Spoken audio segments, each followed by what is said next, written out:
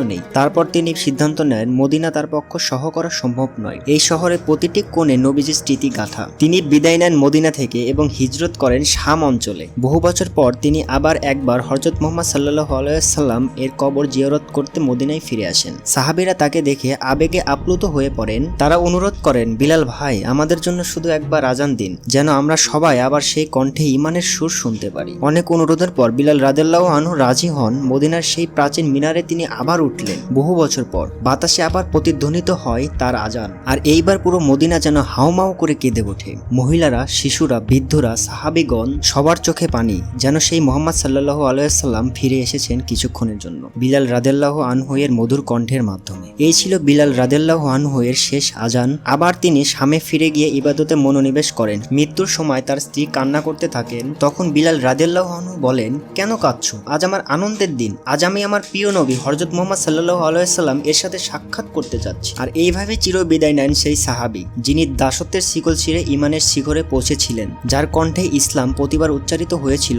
আজানের সুরে। আর এই ছিল এক কালো দাসের জীবনী, যার নাম হযরত বিলাল রাদিয়াল্লাহু আনহু। আজ আমরা জানলাম তার জীবনের সকল বাস্তব ঘটনা। যদি আপনারা ইসলামিক ঘটনা শুনতে পছন্দ করেন, তাহলে বিশ্বাসের বাণী চ্যানেলটি সাবস্ক্রাইব করুন। ধন্যবাদ ভিডিওটি দেখার জন্য।